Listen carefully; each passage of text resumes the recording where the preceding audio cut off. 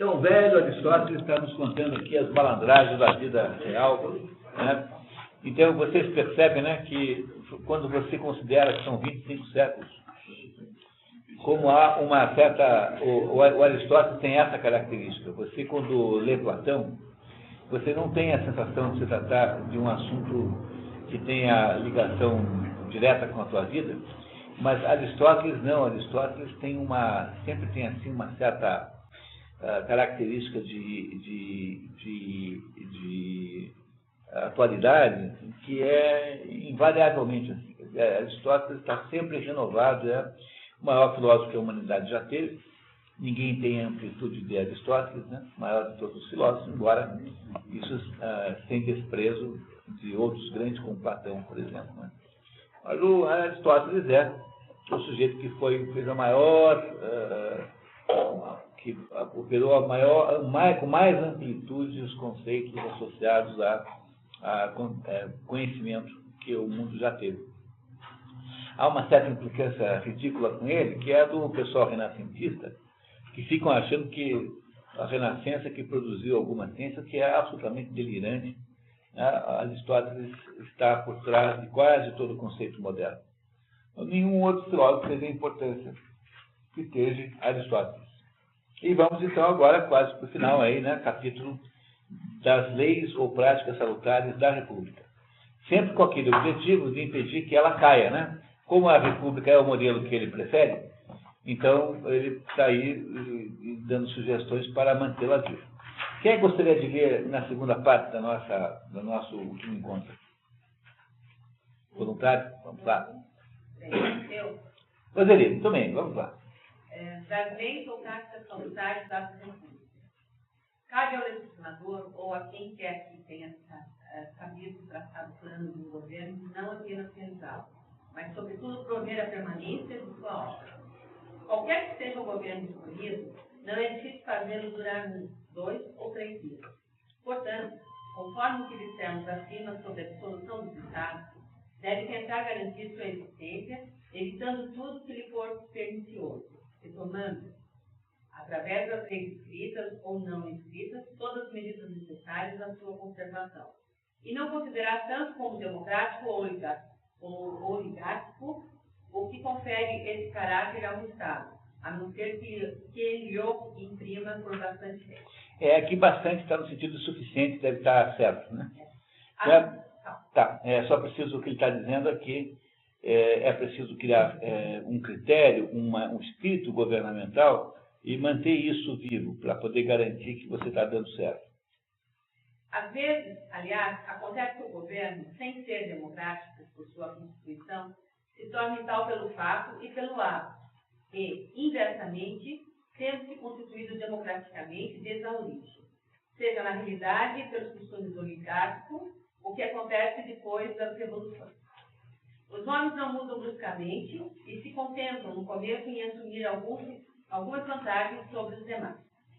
As leis anteriores não são revogadas e, no entanto, os inovadores têm o comando. Aí vou virar a página.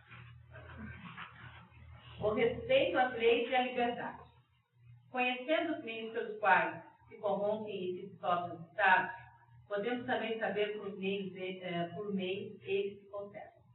Causas contrárias produzem efeitos contrários. Ora, a conservação é o contrário da corrupção. Isso é um assunto da ética Nicômaco, tá? Esse assunto está na ética em Nicômaco. Nicômaco. Vamos ter que participar dessa... Tá certo. Deve-se, portanto, num Estado bem constituído, observar cuidadosamente que nada se faça contra as leis e os costumes, e, sobretudo, prestar atenção, desde o começo, dos abusos, por pequenos que sejam. Isso também serve para a empresa.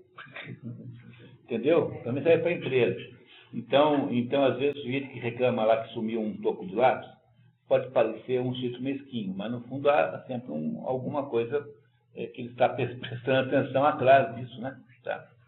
A corrupção introduz imperceptivelmente é que, como as pequenas despesas repetidas consomem o patrimônio de uma família. Só se sente o mal quando está consumado. Como ele não acontece de uma vez, seus progressos escapam ao entendimento e se parecem àquele sofisma, que do fato de cada parte ser pequena, interfere que o todo seja pequeno. Infere. Tem um sofisma que diz, olha, o todo é pequeno porque suas partes são pequenas. Mas isso não vale para o formigueiro, né? Tanto é que o urso não vale no formigueiro, porque as formigas são pequenas, mas são muitas. E elas, muito juntas, são muito fortes, né? Olha, se é indubitável que o total seja composto de coisas pequenas, é falso que ele próprio seja pequeno. O ponto capital, portanto, é dever o mal desde o começo. A atenção não deve ser menos vigilante contra as armadilhas que se armam contra o povo. Esse, de ordinário, é enganado pelos ricos em 5 ocasiões, e que são as assembleias, as magistraturas, os julgamentos, o armamento e os exércitos. E os exercícios. Exercício físico aqui. Ele vai dizer como é que os ricos, quando querem criar uma oligarquia, fazem para tapear os pobres. Né? Quer dizer, para fazer oscilar a república para a oligarquia.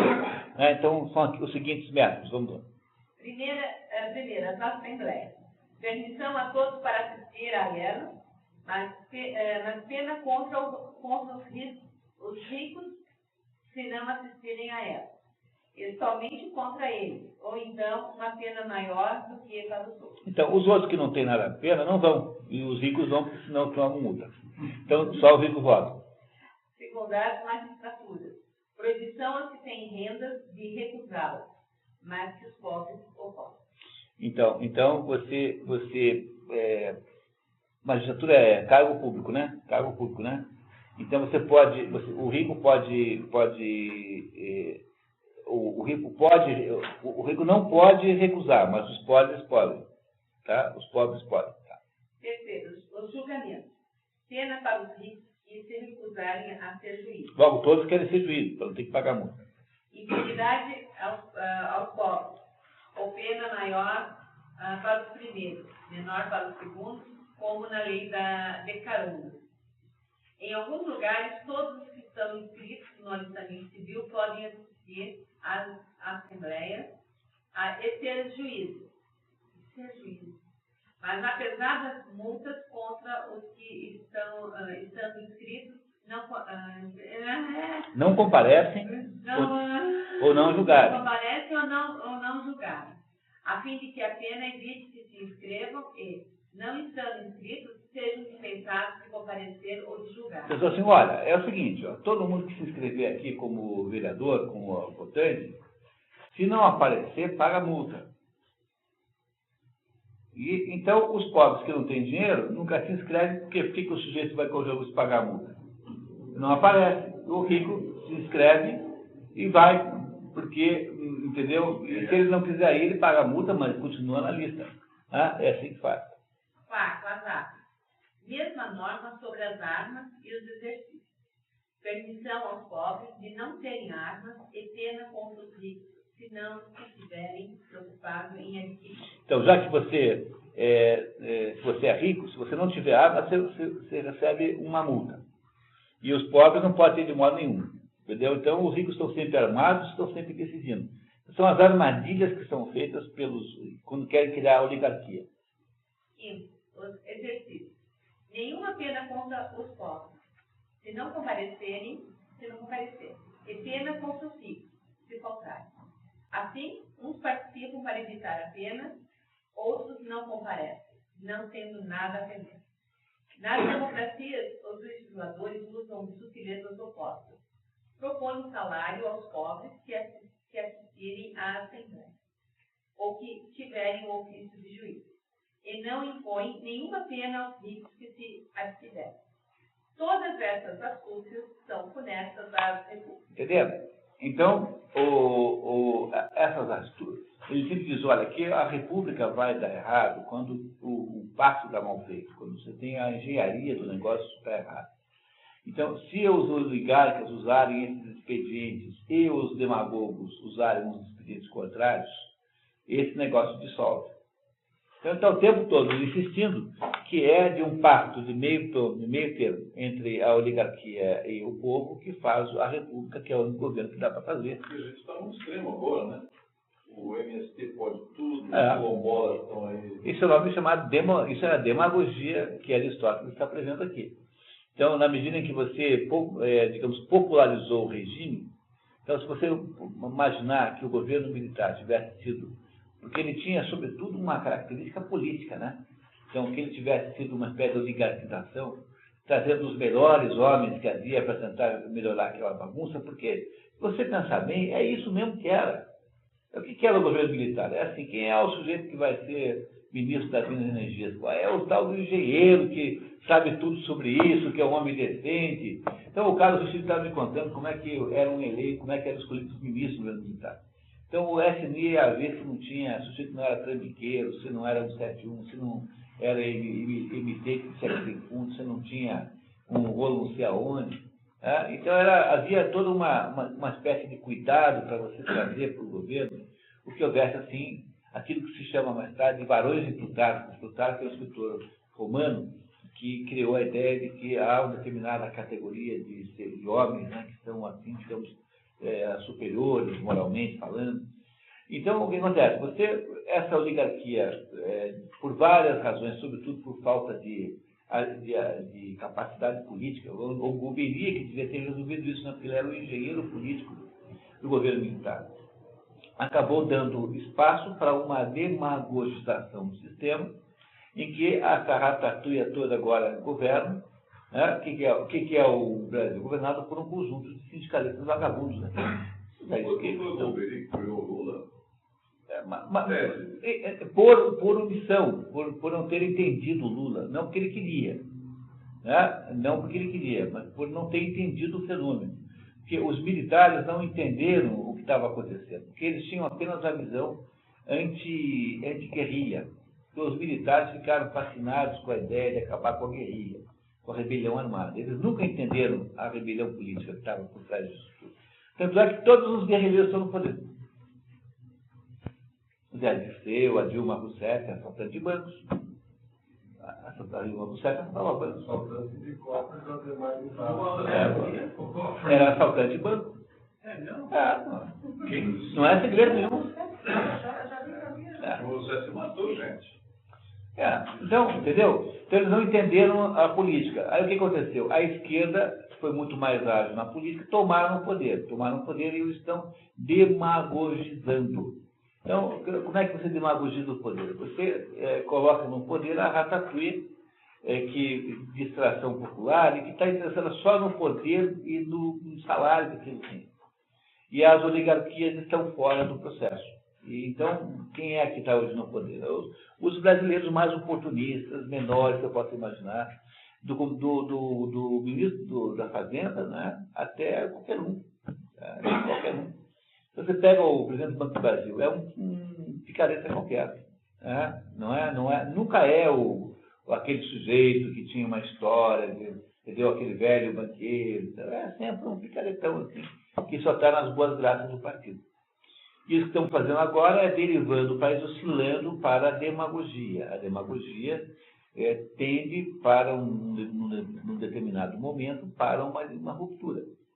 Aqui a coisa vai muito lenta, mas na Venezuela está indo muito rapidamente. Então, na Venezuela está aparecendo o demagogo central, né, que é o Hugo Chávez. Mas acho que é pior quando é mais lento, né? Pelo menos resolve. É que aqui é mais pesado, né? Aqui vai sofrendo. Aqui é que é mais pesado. O que você pensa aí? O que você vê lá na frente? No Brasil? Ou vai acordar? Difícil, né? Isso vai ficar assim por muito tempo. Vai ficar cada vez uma sociedade mais menos capaz em todos os termos. Vamos ficar cada vez mais comoditizados, né? Uma sociedade voltada para produzir commodities. Isso aí, o Brasil não tem muito jeito, não, acho. Sei que nós conseguíssemos melhorar o tamanho da elite. Agora, É claro que se acontece um desmonte aí a Argentina vai como nós, né? Parecido. Se o Hugo Chávez, se na Venezuela acontecesse um grande distúrbio, porque veja, isso tudo não é um processo único e nem autônomo. Isso tudo também está dentro daquele quadro geral da nova ordem mundial, está dentro do quadro da ONU. Isso não é um processo isolado. Não é um país como a Albânia, que acredita assim. Então, na medida em que o Brasil só tem solução a partir de fora para dentro. Porque de dentro para fora não tem, porque nós sofremos de septicemia e você não tem energias de elite capazes de fazer isso. Então, você não tem jornalistas, professores, em quantidade suficiente para poder produzir uma reação. Por causa disso, tem esses esforços ainda assim, que são esses esforços que a gente faz, que são muito pequenos, né? Embora aqui não seja questão de quantidade, mas de qualidade. Mas o que vai fazer o Brasil sofrer alguma mudança não será nada que esteja no Brasil, porque as nossas energias de reação são inexistentes. Então, o que pode acontecer é uma grande reviravolta econômica internacional, um grande distúrbio bélico, ou uma desgraça qualquer na Venezuela, com a queda do Hugo Chávez, uma reversão do regime muito grande. Alguma coisa macro externa acontecerá e irá impactar o Brasil de tal modo que o Brasil terá alguma chance de produzir outro modelo. Mas, pelos seus próprios méritos e forças, não acredito. Regime militar se articulando. Quem? Regime militar se articulando. Estão completamente vendidos, completamente entregues, completamente acuados, sentindo-se culpados por todos os males do mundo. Tá. Olha, a minha mãe observou no desfile de 7 de setembro, meu pai era militar. Você percebeu que no palanque, em Brasília, não tinha militar. No desfile de 7 de setembro, só tinha o seguinte: tinha um militar no fundo, assim, escondido, e os outros todos embaixo. Só Deus se viu no palanque. Então, não será o Oliveiros Ferreira, que é o nosso melhor historiador e sociólogo do Exército, né? Diz que o poder militar no Brasil é o poder moderador. Porque durante o Império tinha o poder moderador que era o imperador. Então, quando começou a fazer besteira, o imperador entrava e botava ordem, que é o que faz o Juan Carlos na Espanha. Ele é o poder moderador. Né? Moral, né? No Brasil não. O moderador tinha força, mas na Espanha é moral. Então, quem é que manda o Chávez calar a boca? É o rei, porque o rei tem autoridade moral. Né? Então, aí quando você derruba o império, aí você tem que botar um poder moderador no lugar, porque aqui é uma sociedade de crianças, infantis, né? Então, você põe o exército depois de poder moderador. Era o exército que fazia, então, a moderação. Como o exército agora abdicou disso, não há possibilidade de reação interna. O sistema está muito carcomido, não reage mais. É septicemia mesmo. Tá? Então, aqui, o jeito é esperar que haja um desastre externo que produza um impacto interno. Não é uma maneira boa de resolver as coisas, mas, pelo jeito, vai ser o único jeito. Você acha que o PT vai conseguir ficar 40 anos no poder? O plano é esse. O plano é ficar 40 anos no poder. Eles têm que só que resolver a próxima eleição. Porque o plano original era o Aécio Neves. Né? Mas agora não pode mudar de partido. O Aécio Neves mudaria para o PMDB e eles fariam, então, a ponte com o Aécio Neves. Também não acham o Aécio Neves confiável, porque o Aécio Neves não é um sujeito confiável de verdade. Por razões que não vale nem a pena comentar. Para ele, né? Ele não é alguém que se controle, em última análise. Tem dentro dele algum potencial de independência caótica, mas tem. Então, eles vão ter que conseguir aí uma maneira de fazer uma transição para botar mais 8 anos para o Lula. E aí esperar que durante esses 8 anos aconteça um processo de chavização. Porque o que o Chaves está fazendo? Né? Na hora que ele percebe que vai sair do governo, porque a lei impede, o que ele faz? Ele propõe a mudança da Constituição para ele poder ser reeleito. E ele vai, então, construindo, na medida em que tem poder, as condições para ser eterno, né? O Chaves é o partido único. Vocês compreendem que todos os partidos de crença socialista são, em princípio, partidos antidemocráticos, porque eles, em última análise, querem um sistema monopartidário. Então, se você é um partido que quer destruir o sistema partidário, você não deve ser proibido de concorrer à eleição, porque você é um quinta coluna. Então, o sonho deles é não ter mais democracia. Porque a democracia é uma coisa burguesa. Uma democracia é uma ideia burra do Aristóteles. Eles querem um sistema em que o partido é representativo de todo mundo para sempre. Então, na Rússia não tinha democracia. A democracia é burguês. É um preconceito burguês. A democracia não é uma modalidade socialista. Cuba não tem partido. Então, não tem partido nenhum. Tem só um, né? O Partido Comunista Cubano. Pronto, acabou. Os candidatos para substituir o Putin agora, teve um lá que não era da linha, eles expurgaram. Todos os outros são da mesma linha do Putin. Lá ainda faz uma...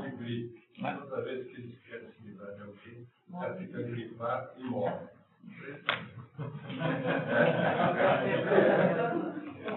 Uma vez espanhol. Continua? Então, vamos lá. Outras práticas salutares. Como observar que Pessoal, só um minutinho. Vamos lá. E oligarquias que se sustentam menos pelo valor de sua constituição do que pela direção dos que as governam. Uma atitude sábia e moderada tanto para com os outros funcionários públicos quanto para com os fins particulares consiste primeiro em não fazer nem injúria nem injustiça a esses últimos, e depois em deixar que os primeiros entrem de sua vez na administração dos negócios. Como você evitar, né, a crise institucional, né, práticas salutares. Primeiro, tratar bem as pessoas. Dos negócios, se forem capazes, não privando nem de honras os ambiciosos, nem de lucros a multidão, e vivendo popularmente com seus colegas. Pois a igualdade que os homens populares ostentam para o povo não é justa apenas no Estado democrático, mas sim em toda parte, entre semelhantes, e importa a eles observar. Se, portanto, há vários oligarcas na frente do governo, farão bem em pôr em prática uma boa parte das instituições democráticas, como a renovação semestral das magistraturas, a fim de que todos os seus semelhantes possam obtê-las alternadamente. Com efeito, os iguais formam, por assim dizer, um povo entre eles. Assim, com bastante frequência, como dissemos acima, tem os seus demagogos. Aliás, para a oligarquia e as democracias, esse é o meio de não caírem no despotismo, pois não é tão fácil maquinar uma intriga quando se tem pouco tempo para permanecer no cargo, quanto quando nele se demora por muito tempo. Quanto menor for o mandato, menor a possibilidade de ter manipulação, né? Menor a possibilidade do sujeito ficar lá maquinando meios de continuar no poder a vida inteira. Essa longa duração, precisamente, é o que gera a tirania nas oligarquias e nas democracias. Umas e outras tornam-se presas dos grandes. Nessas, os demagogos, naquelas, os magistrados mais altos acabam por confiscar o poder, quando lhes concedem tempo. As boas instituições conservam-se não apenas pelo afastamento do que pode corrompê-las, como também, às vezes, pela suposição de um perigo próximo.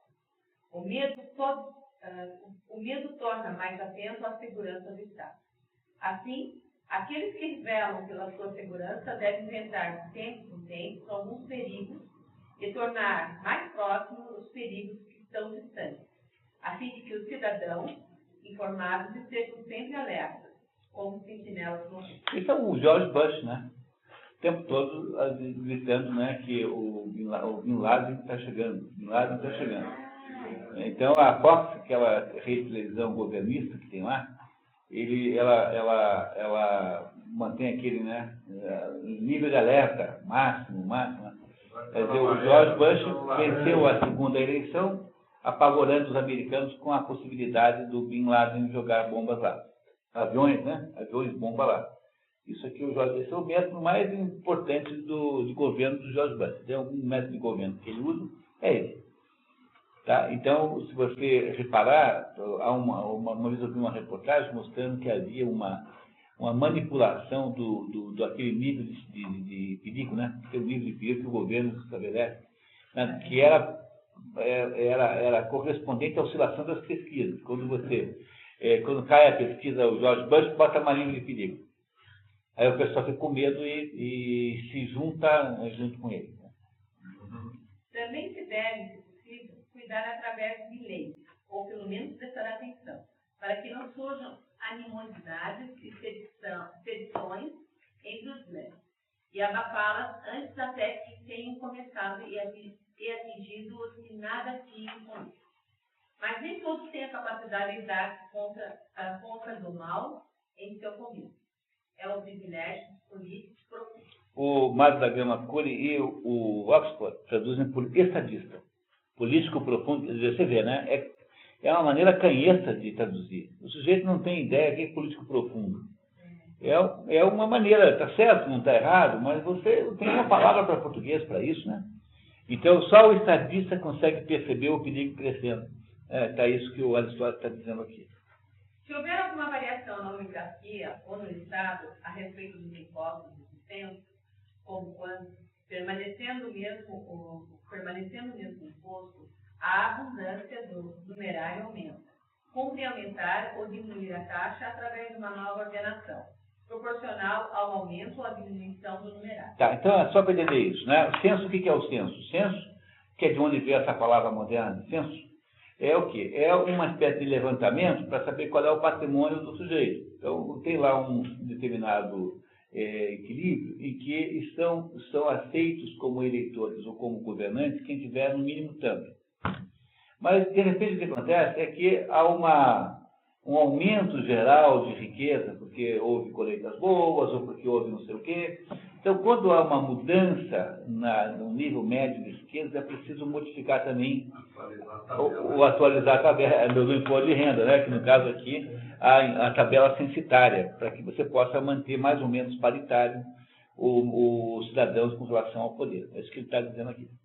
Pois se não se seguir essa regra, nas oligarquias e nas repúblicas, acontecerá o que, no caso de aumento do censo, a república se transforme em oligarquia e a oligarquia em despotismo. O que, no caso de diminuição, a república se transforme em democracia e a oligarquia em república, ou em democracia. O que é uma maneira muito torta de falar, não está errado, mas está torto, porque o texto original é assim, são anotações de aula, e o tradutor francês não transliterou, entendeu? Ele não deu uma redação mais leve, como se fosse um escrito de livro. Então fica tudo quebrado, assim, desse jeito, né? Feioso, tá? Os novos facilmente se corrompem pela prosperidade, pois nem todos são capazes de suportar. Tá, nos outras traduções está, merecer a boa sorte. Com poucas as pessoas que têm a capacidade de merecer a boa sorte. Então, o sujeito ficou rico, fica besta, fica metido, fica pretensioso, acha que agora que ele é rico, agora ele também é rico em filosofia, que ele, já que tem um dinheirão, agora pode dar aula para Aristóteles.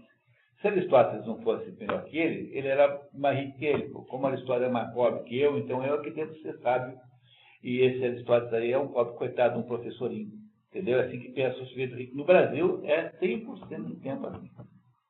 O sujeito que é rico acha-se automaticamente autoridade em qualquer assunto, porque ele é rico. Já que o brasileiro só pensa em dinheiro, qual é o máximo do sucesso social do brasileiro? Ficar rico. Então, a partir daí, ele manda em todos os assuntos. Portanto, trata-se de uma regra geral para todo o governo, democrático, oligárquico, monárquico ou outro. Não valorizar demais quem quer que seja e não distribuir nenhuma honra excessiva, mesmo que breve. Se acumulam muitos cargos em uma só pessoa, tais cargos devem ser retirados aos poucos, e não todos de uma vez. Será, sobretudo, conveniente estabelecer através das leis que ninguém possa adquirir poder, crédito ou riqueza demais, ou que sejam afastados os que tiverem demais. Crédito aqui não é no sentido de financiamento, mas é de proeminência,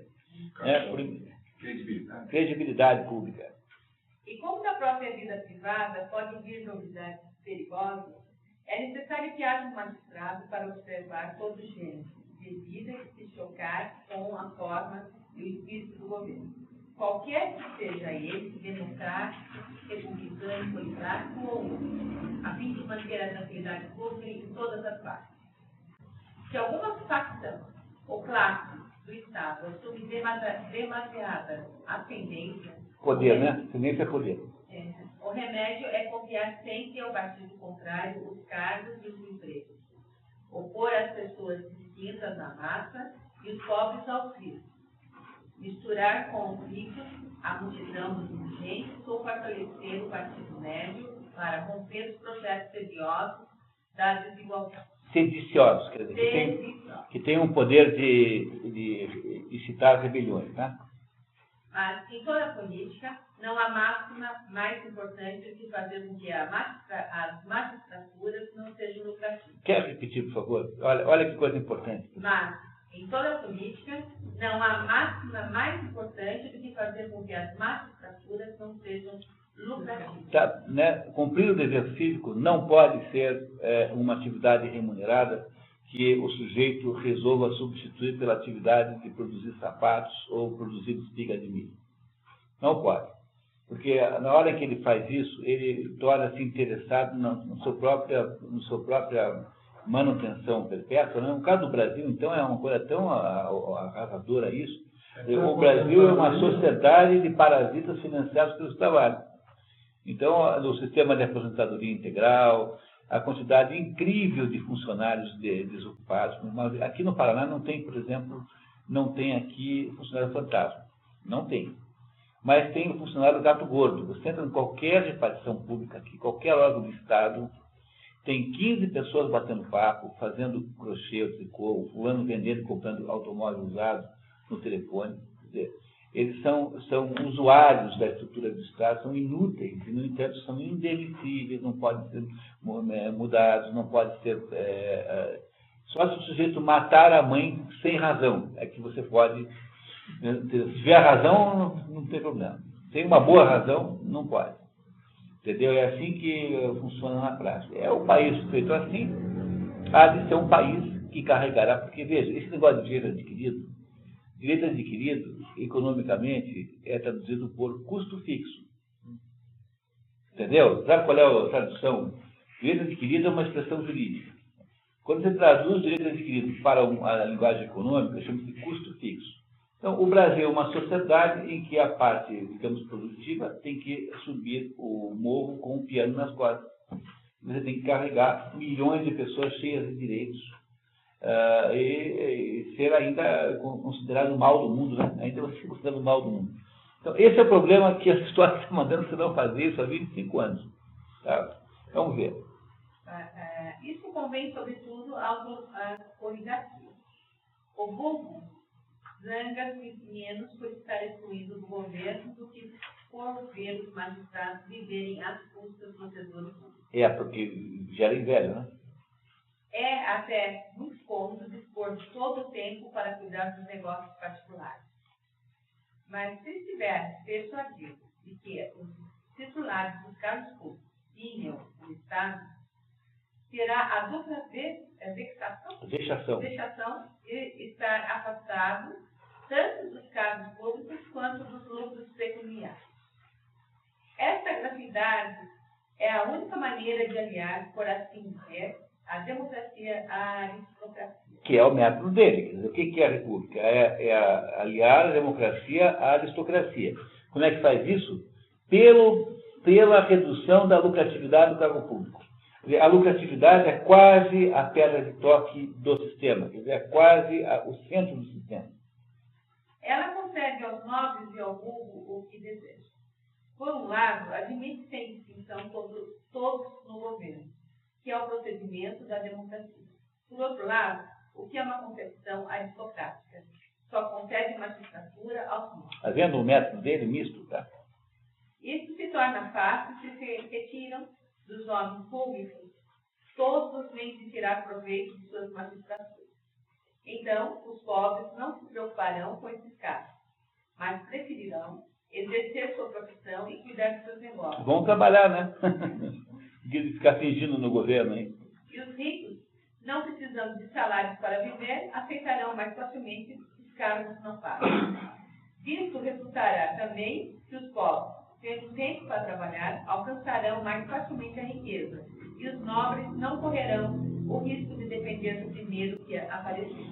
Esse parágrafo, se é algum parágrafo que resume o método de Aristóteles, né, é esse. Esse é o parágrafo mais importante do livro, no seu ponto de vista da descrição do sistema que Aristóteles propõe como sendo moralmente melhor, quer dizer, como sendo o melhor para uso prático da sociedade. Quer dizer, qual o sistema que parece ser o mais adequado é esse.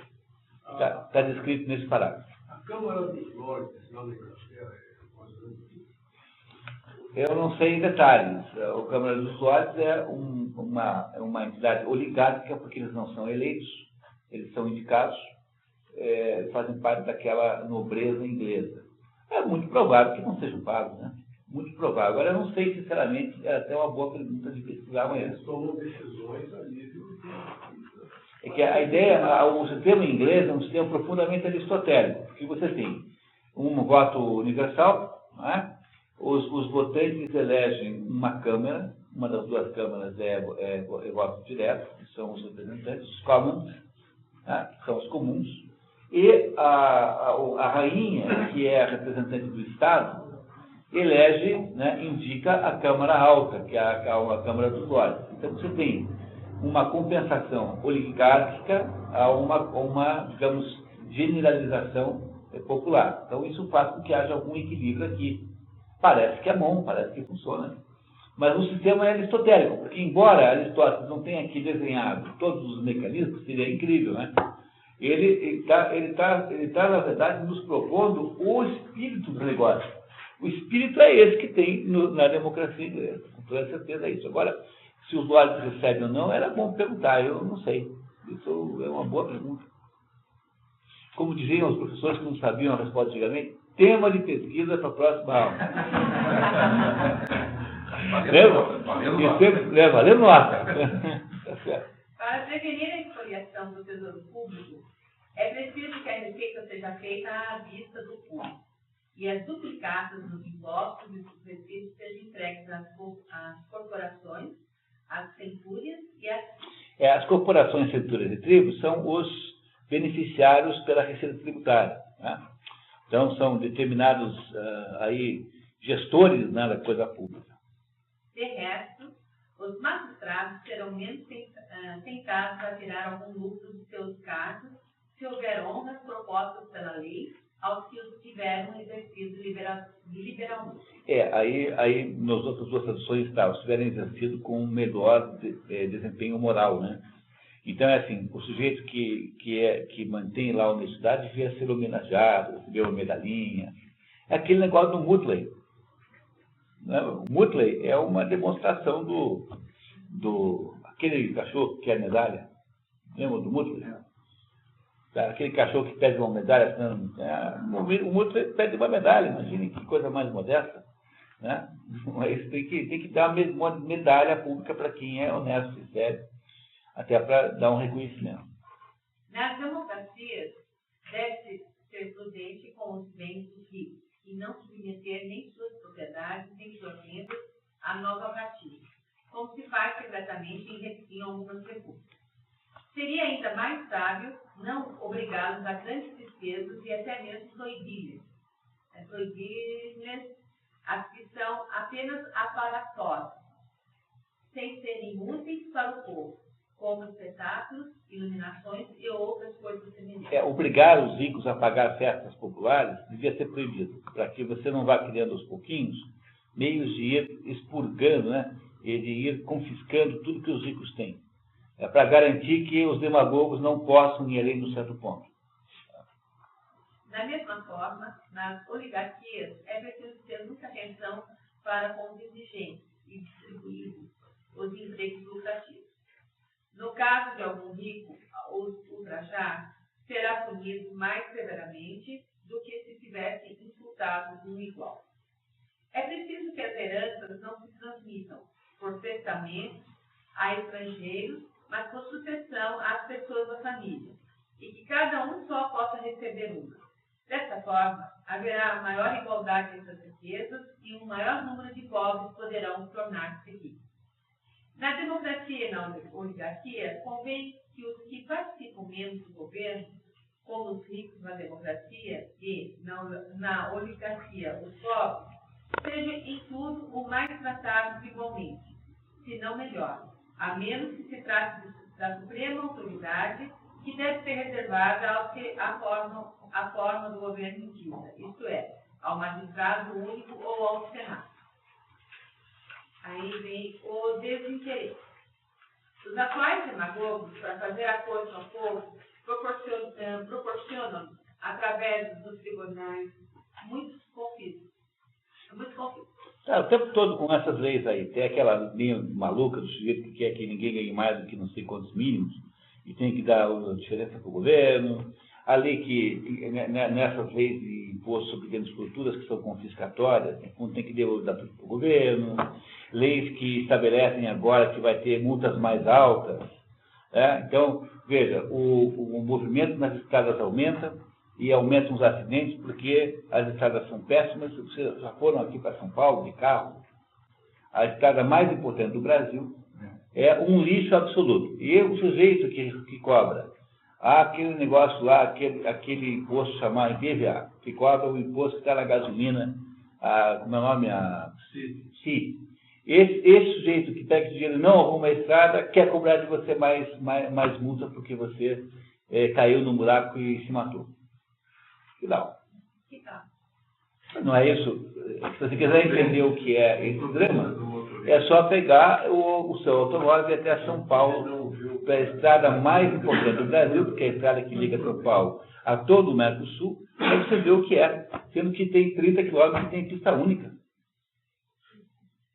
Que não conseguiram até hoje duplicar 30 quilômetros. Por que não é feito isso? Por que não é feito? Porque o governo não tem, acha que tem obrigação. Isso aí eu sei um pouco. Eles não têm o ciente, porque eles não querem atrapalhar um pouquinho, porque vai ter que afastar um pouco, alargar e vão cortar uma fatia das árvores. Não foi isso também, não? Não. Pelo menos. Se arrastando há 50 anos. Por causa disso. Não, mas foi o tipo que passaram. A verdade é que a cara do governo brasileiro é a estrada Regis Bittencourt. Então, a estrada que liga todo o Mercosul a São Paulo, a cidade mais importante do Brasil, da América Latina, é um lixo indescritível, uma coisa perigosíssima, morre todos os dias, não sei o que. O Hermes Macedo se elegeu umas 5 vezes deputado federal, propondo a aplicação da estrada.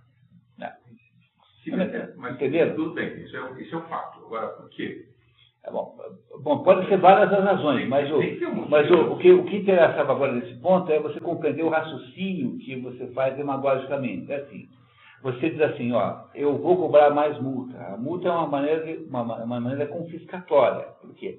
Porque eu cobro uma multa para o sujeito que está desrespeitando alguma coisa que eu deveria ter criado condições para ele não ter que desrespeitar. Então, por que está morrendo uma gente na estrada? Porque aumentou muito o movimento, mas as estradas são muito ruins, as pessoas morrem.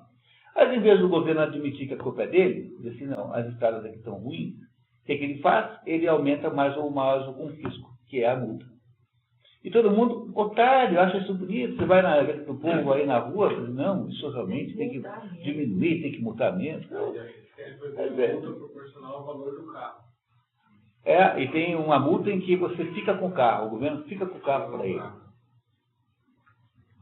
O governo, você cai num buraco porque o governo não arrumou a estrada, e o governo pega com o seu carro, porque você caiu num buraco que ele mesmo produziu. Então, como é que é? É a história do sujeito que mata o pai e a mãe e depois pede clemência alegando que é órfão.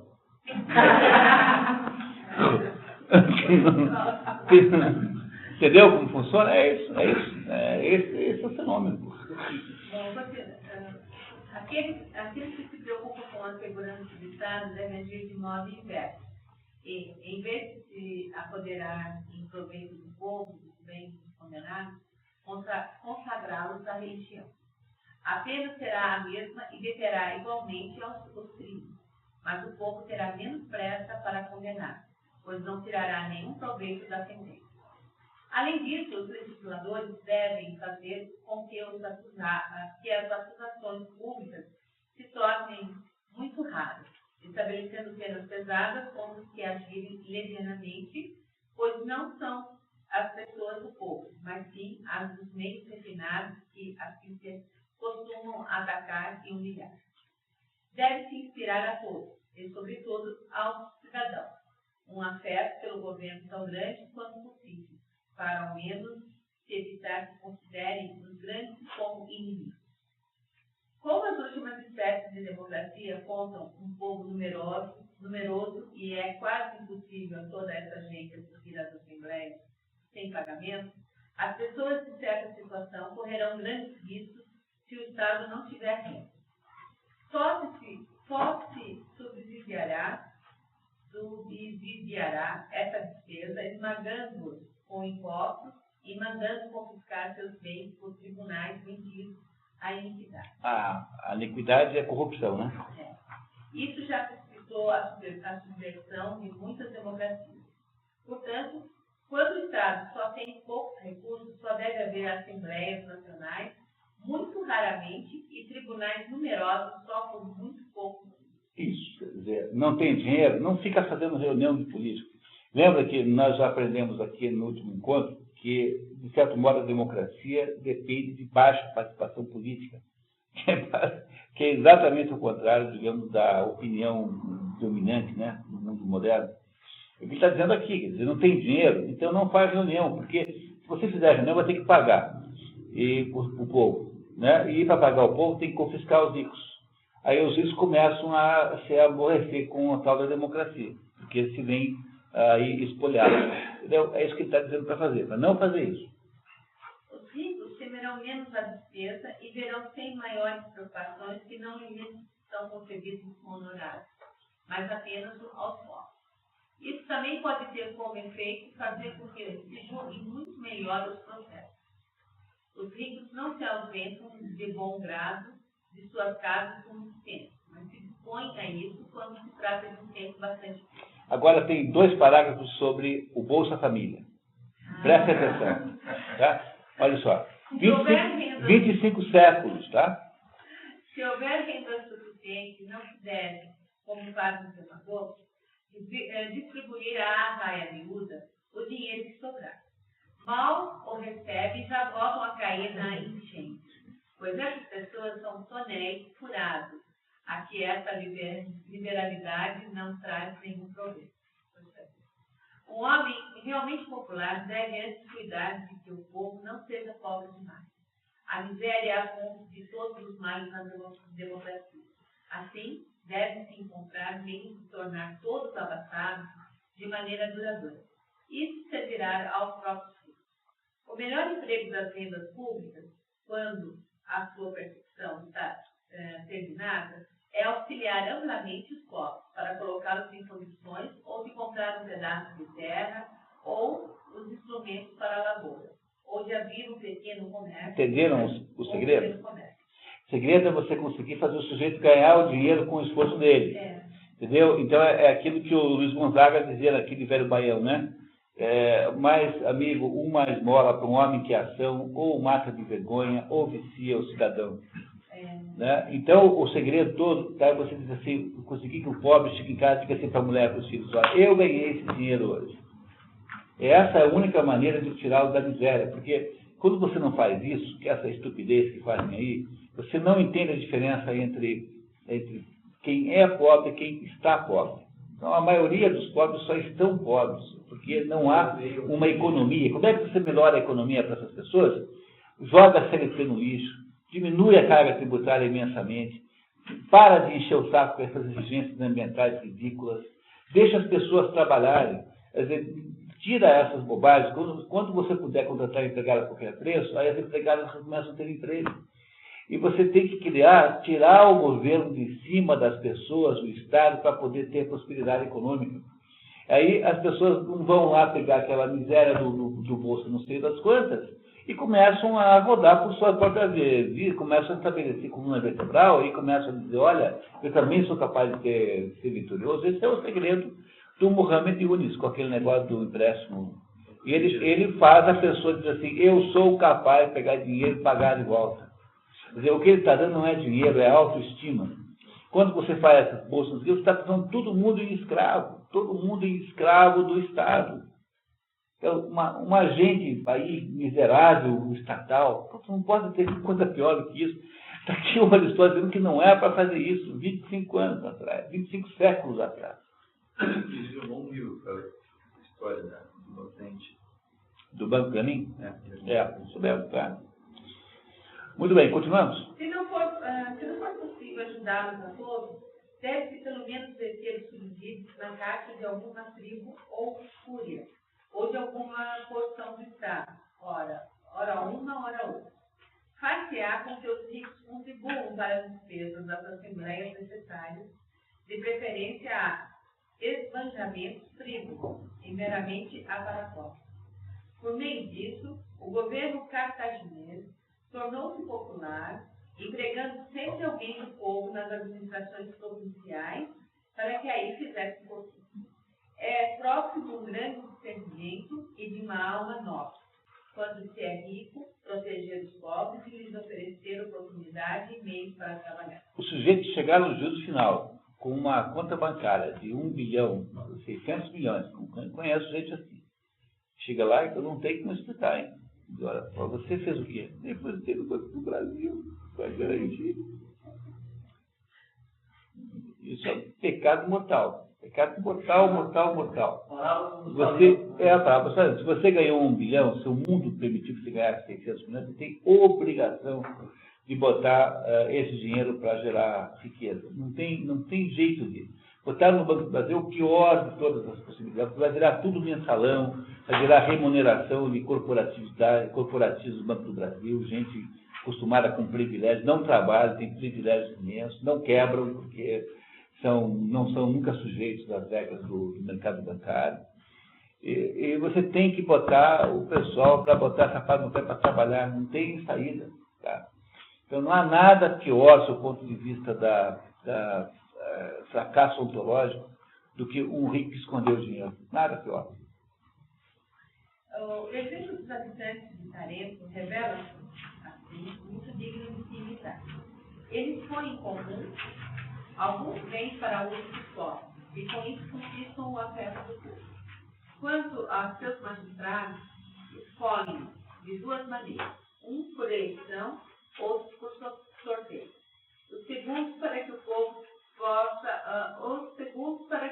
possa participar e os primeiros para que os cargos sejam melhor preenchidos. Pode-se tomar ainda outras disposições sobre a mesma magistratura e conferi-la alternadamente por sorteio e por eleição. A virtude e a educação. 3 qualidades se impõem no chefe de governo. O apego à Constituição atual do Estado. Lealdade, né? Lealdade à Constituição. A maior habilidade adquirida com o exercício e a administração das funções de governo. Um gênero de virtude e justiça adaptado ao regime. Pois, não sendo direito o mesmo em todas as constituições, a justiça deve necessariamente ser diferente. Uma primeira dificuldade aparece quando nem todas essas condições se acham na mesma pessoa. Se, por exemplo, tal homem é capaz de comandar um exército, porém, no mais, não tem probidade e tem pouca afeição pelo governo. E tal outro se revela unicamente honesto e bem-intencionado, qual dos dois se acolherá para general? Acho que se deve considerar 2 pontos. O que se encontra mais comumente em todos os homens e o que se encontra menos. Assim, para eleger um general do exército, deve-se considerar mais a experiência militar do que a virtude, pois há menos generais experientes do que homens virtuosos. Quem quiser entender isso na prática, veja o filme Boa Geste, já dei para vocês a dica, em que acontece exatamente essa situação. Um filme antigo, Boa Geste, um filme lá da década de 40, com Ernest Borgnine, que faz o sargento sádico da Legião Estrangeira, que apesar de ser sádico, é o único sujeito capaz de dirigir o forte, então ele não pode ser morto. Boa Geste, o nome desse filme. O caso desse filme, perdão. O caso é totalmente contrário no que diz respeito à administração das finanças, pois aí é preciso mais probidade do que tem o comum dos homens. Quanto à ciência, todos a têm em medida suficiente para conservar o que lhes é confiável. É a ciência aqui no sentido de capacidade de administrar, né? Entendeu? Então, no caso do administrador público, é melhor você ser um sujeito íntegro do que ser um sujeito que está dirigindo o exército. É isso que ele está dizendo. Que as habilidades não são quaisquer, assim, não são à vontade. Eis uma outra questão. Suponhamos que alguém tenha talento suficiente para governar e também apego ao Estado. Nesse caso, será preciso que tenha também virtude, já que, usando dessas duas primeiras qualidades, esta pessoa se sai bem em suas funções, não será mais necessário que tenha virtude, já que, apesar desses dois méritos, poderia não ter uma alma desinteressada? Sim, sem dúvida, pois pessoas sem caráter, com todo o seu saber, não são senhoras de si mesmas, e muitas vezes ouvem mais em seus próprios negócios sua paixão do que seu interesse. Fariam o mesmo na gestão dos negócios públicos. Em geral, chamamos de interesse público tudo o que é regulado pelas leis para a conservação desse Estado. O ponto essencial, porém, como já dissemos várias vezes, é fazer com que a parte satisfeita com a situação presente seja mais poderosa do que a que não estiver contente. Essa é uma recomendação de grande sabedoria, né? Uma coisa que convém saber, embora ignorada nos estados depravados e perdermos de vista os justo meios, é que vários meios considerados populares corrompem as democracias e vários meios considerados oligárquicos corrompem as oligarquias. Toma-se muitas vezes por virtude e a perfeição o que não passa de excesso. O exemplo do nariz tornará mais clara a coisa. Um nariz que se afasta da linha reta, que tende para o aquilino ou é arrebitado, ainda pode agradar. Mas se alongar ou se encurtar demais, primeiro sairá da justa medida e por fim cairá tanto no excesso ou na falta que não será mais o nariz. O mesmo ocorre com as outras partes do corpo e também com os regimes. A oligarquia e a democracia podem subsistir, embora se afastando de seu desígnio e de sua perfeição. Mas se dermos demasiada atenção ao seu princípio, primeiro tornaremos pior o governo e, no final, chegaremos a tal ponto que ele nem será mais digno desse nome. Portanto, o legislador e o homem de Estado não devem ignorar quais são os meios populares que conservam ou destroem a democracia e quais os procedimentos próprios a ela que produzem o mesmo efeito na oligarquia. Nenhum nem outro desses dois estados pode existir sem homens ricos e sem os que chamam a raia de homem. Se as riquezas se tornarem iguais, necessariamente o Estado mudará de forma, destruindo os ricos ou o povo através de leis extremadas. Arruinam-se, pois, esses estados. E ele volta a insistir no ponto de que a engenharia do negócio é de produzir o equilíbrio entre essas duas coisas, por mecanismos, né, que ele vem aqui expondo ao longo da obra. Cometem-se grandes erros, tanto num quanto no outro regime. Nas democracias, trata-se de um erro dos demagogos tornar a massa senhora das leis. Em vez de manter o Estado dividido em dois partidos, como fazem, jogando os pobres contra os ricos, sempre deveriam fingir que falam por eles.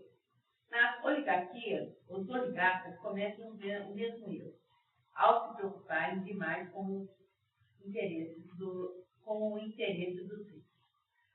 Seu juramento é concebido nesse termo: serei inimigo do povo e lhe farei todo o mal que puder. Deveriam, pelo contrário, jurar estar sempre com o povo e jamais prejudicá-lo. O mais importante meio para a conservação dos Estados, mas também o mais negligenciado, é fazer combinar a educação do cidadão e a Constituição, com efeito de que servem as melhores leis e os mais estimados decretos, se não se acostumar aos súditos a viver segundo a forma do seu governo. Assim, se a Constituição for popular, é preciso que sejam educados popularmente. Se for oligarquicamente, pois se houver desregramento em um só súdito, esse desregramento estará, então, em todo o Estado. Ora, educar os súditos em consonância com o Estado não é adular os grandes ou o pouco, nem empenhar-se em comprazê-los, mas acostumar os cidadãos a manter sua oligarquia ou sua democracia. Nossas atuais oligarquias educam os filhos dos magistrados do último prazer, enquanto que os pobres se exercitam e se enriquecem no trabalho. Ora, é precisamente isso que dá a esses últimos mais vontade e mais facilidade para tentar realizar novidades. Em nossas democracias, sobretudo nas que passam por ser as mais populares, a instrução não tem um valor maior, nem na liberdade mal potente. Duas coisas parecem caracterizar esse regime: a autoridade da maior parte do povo e a liberdade de cada um. Aqui a justiça parece consistir na igualdade. Portanto, tendo todos um direito igual, é justo considerar como lei o que agradar à maioria. A liberdade e a igualdade dão a cada um o direito de fazer o que quer. E assim, nessa sociedade, cada um vive com modo e como bem querido. Mas esse é um populismo liberal. Não se deve considerar como uma servidão, pois não é. Dobrar-se da forma do governo, pois isso depende da segurança do Estado. Eis, em resumo, o que tinha a dizer sobre a conservação da justiça. Essa palavra da monarquia e do que a E então agora ele vai para o final, faltam algumas páginas só, em que ele vai fazer as últimas recomendações para as monarquias serem preservadas. Máximas de Estado para as monarquias. As monarquias também se conservam pelos meios contrários às causas do seu mundo, principalmente pela sua redução a uma forma mais moderada. Quanto menos coisas submetidas à autoridade absoluta dos reis que operam, mais a autoridade deles será duradoura. Serão, então, menos inferiores, mais iguais a seus súditos, quanto às maneiras e, consequentemente, menos odiosos.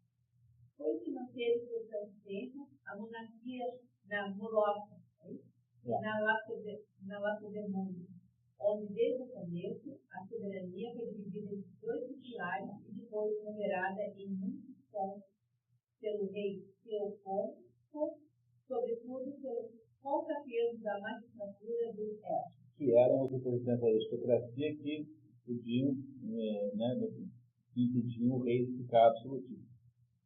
A diminuição do poder dos reis acarretou o crescimento de sua duração, e até pode-se dizer, em certo sentido, seu aumento. Esta é justamente a resposta dada por Teofonto às reprimendas de sua esposa. Não tem vergonha, recriminava ela, de deixar para seus filhos a realeza menor do que a receber do seu pai? Não, repetiu, porque eu a deixo mais duradoura.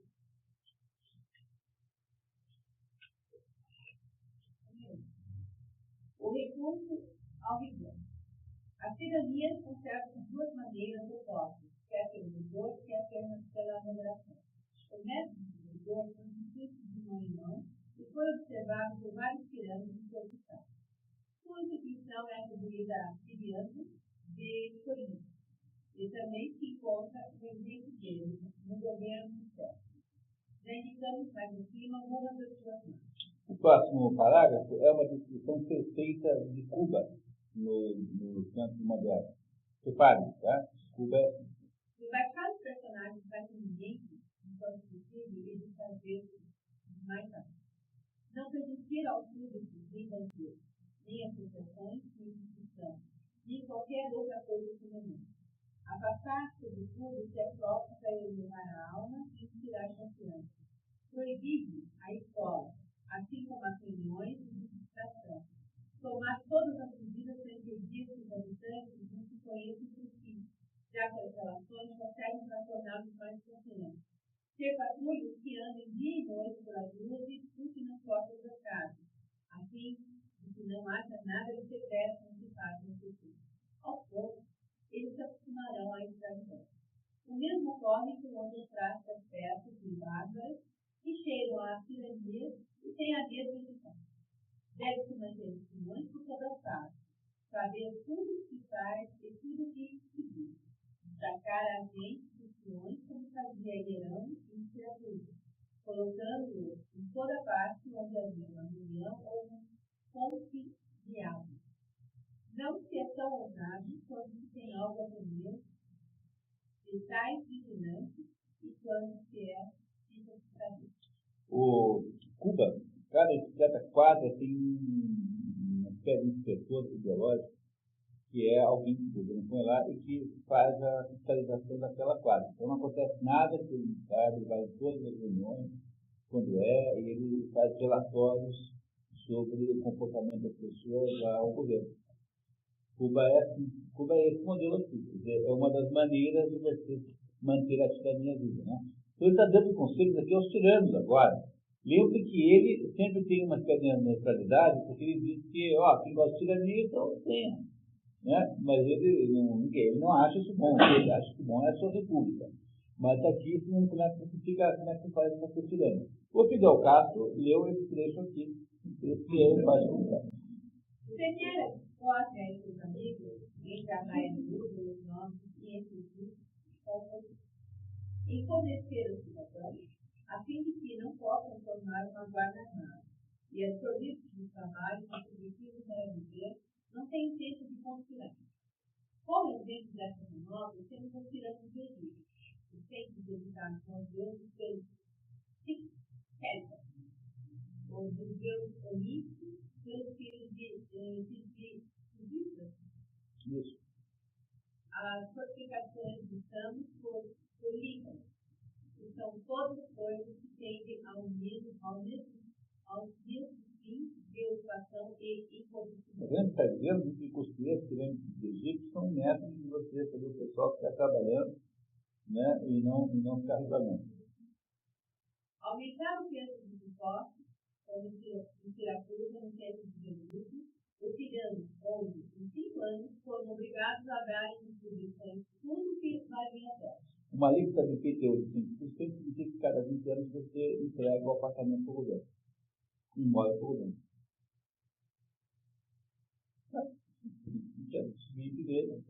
Você deu de presente o seu imóvel para o governo. Pagou uma quantidade igual. Então, aumentar os impostos é um modo de fazer tirania. Guerrear as dos tiranos, a fim de ocupar os públicos e mantê-los ininterruptamente na dependência de general.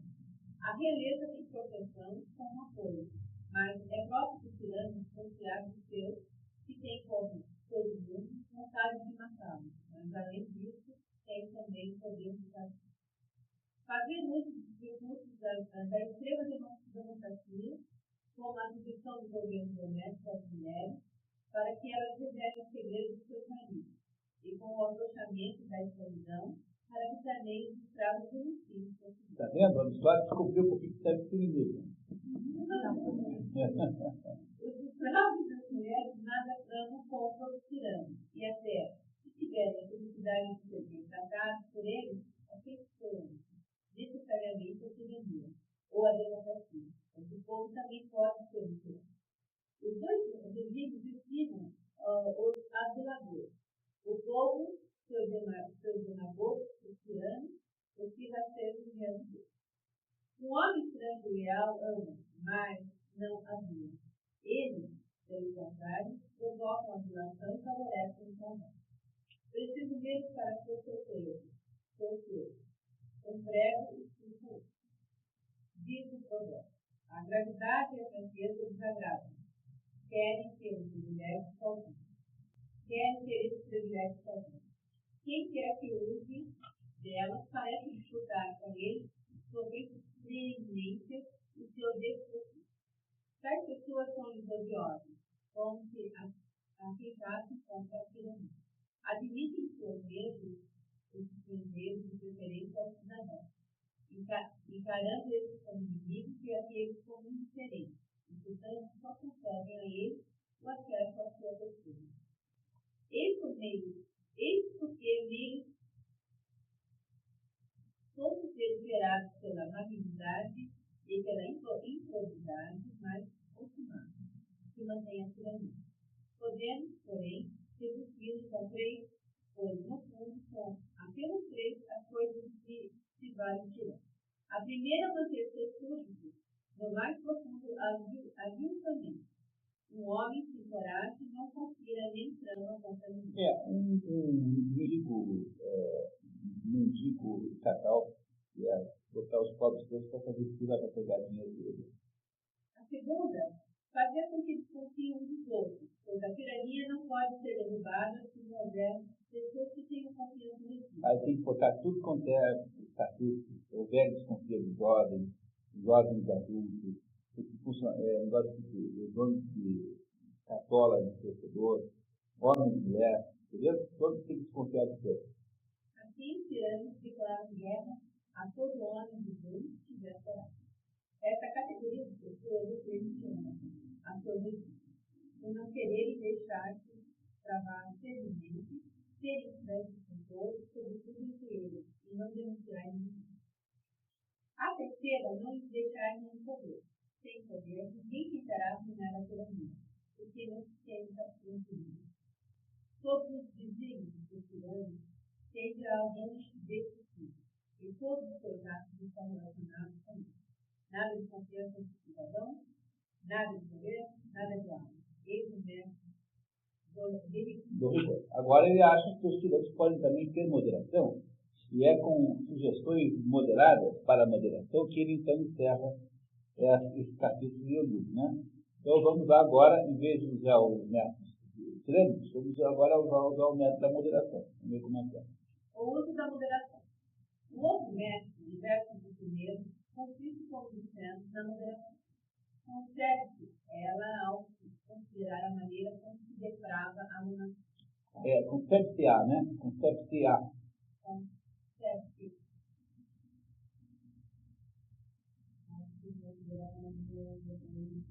Assim como esta se arruína à medida que se torna mais tirânica, a tirania firma-se ao se tornar mais reta, mantendo apenas a força necessária para se fazer obedecer, tanto pelos que querem bem ao tirano, quanto pelos outros.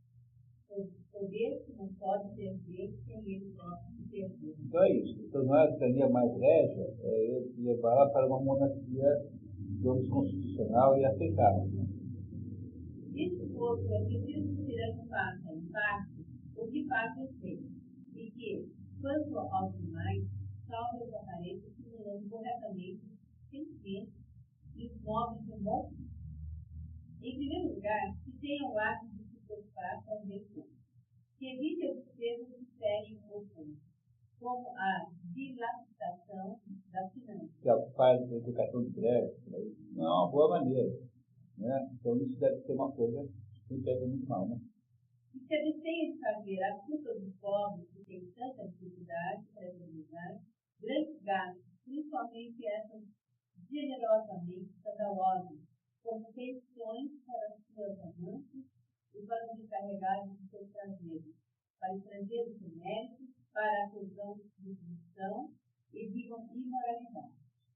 Que preste contas da percepção e do direito dos impostos, como alguns tiranos no passado.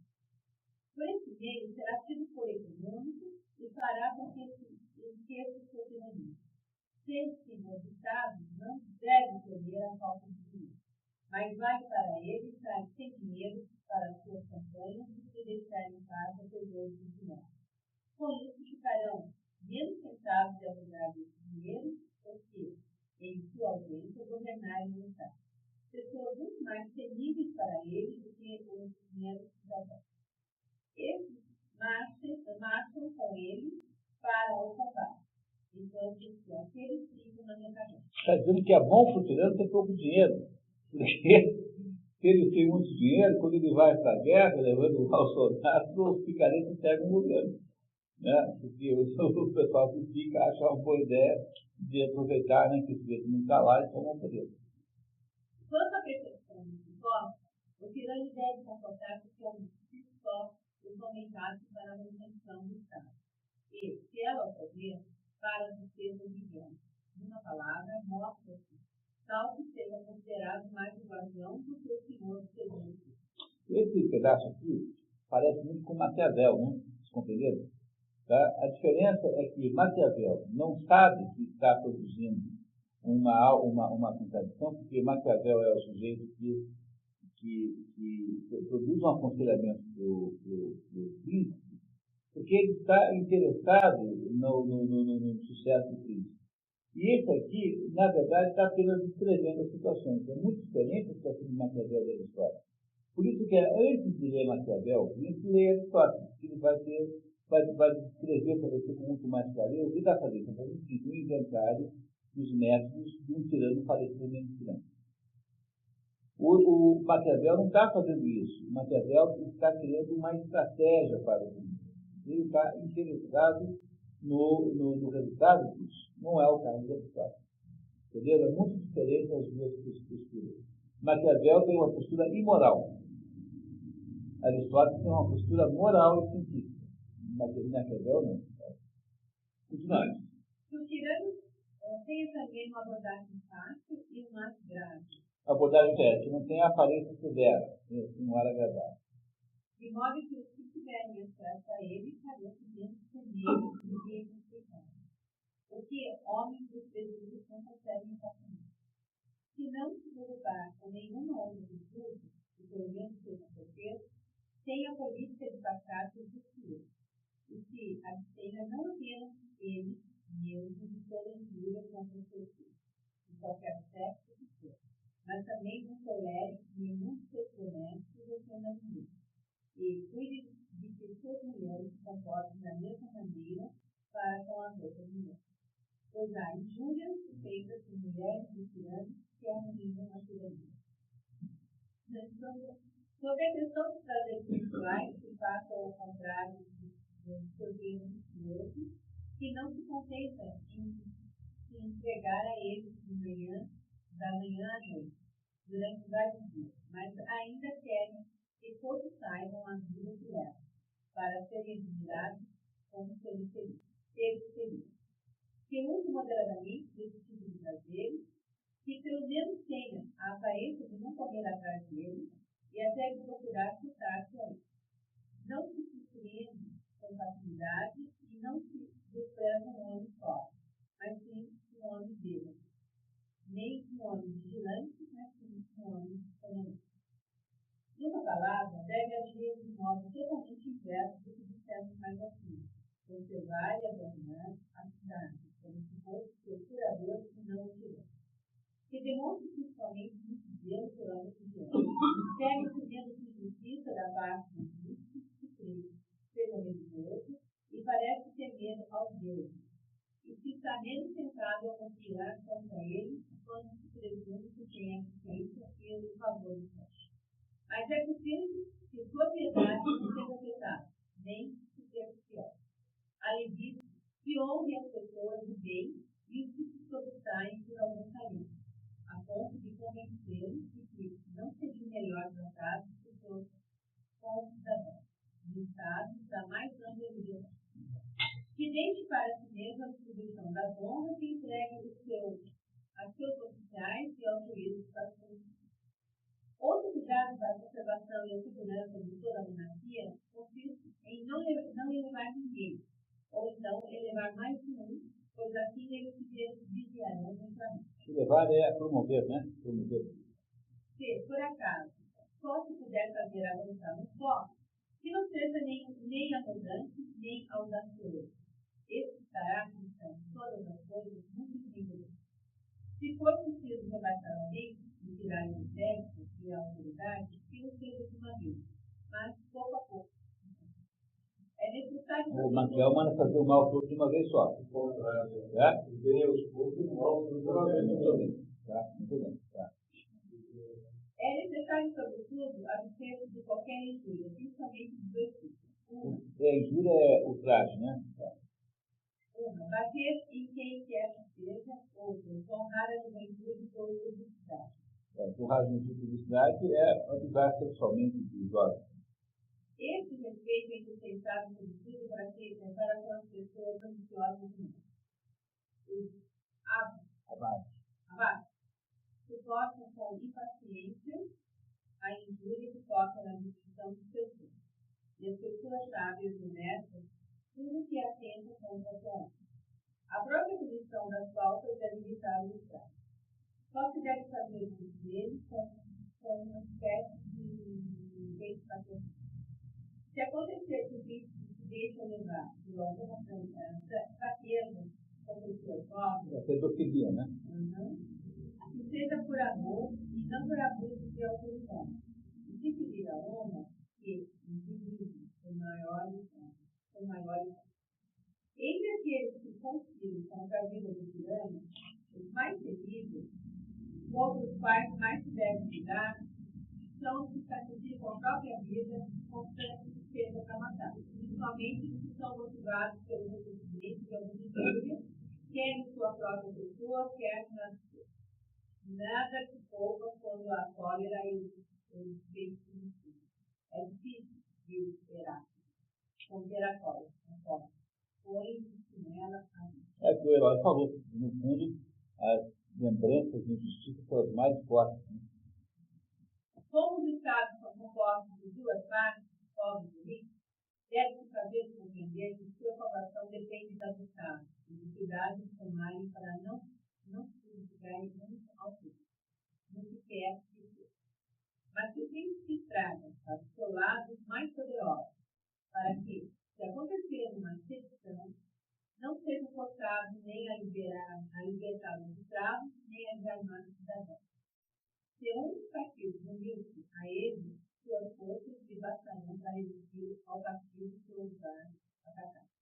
Em suma, não há esforços que não devem ser feitos pelos tiranos para que seus súditos o encarem não como um egoísta ou um déspota, que liga tudo ao seu interesse, mas sim como um rei ou como um curador ou ecônomo, unicamente ocupado com o benefício. Que ele seja moderado em todas as ações, não se permita nenhum excesso, seja corteiro com os nobres e amável com o povo. Com isso, tornará mais florescente o seu cuidado, e mais agradável e duradoura, não estando mais exposto ao ódio que o temor inspira, e reinando não sobre gente admirável, mas sobre sujeitos livres, gente de coragem e de bem.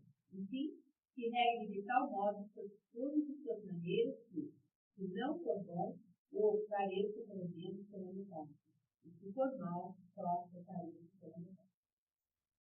Essas são, aproximadamente, todas as causas de situação e os diversos meios da salvação para as diversas formas de viver.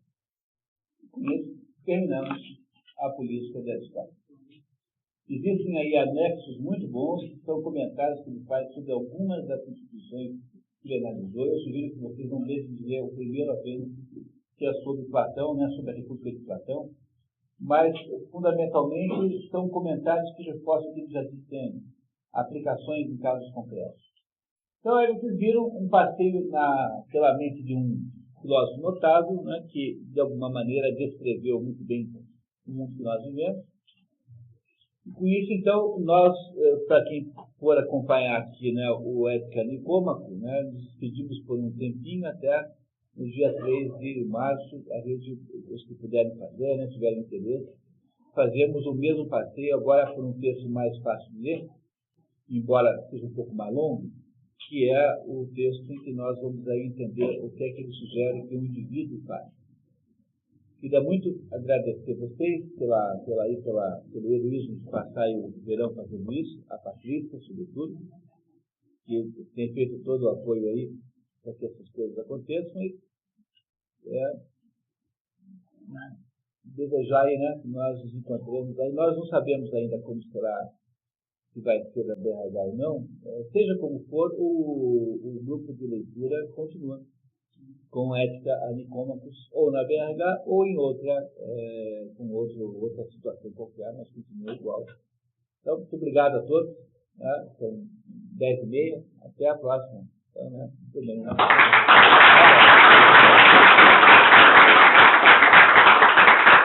instrução muito simpática. 16 de fevereiro, o Senhor dos Anéis, lá no CETER. Né? E eu vou imitar o Smeagol.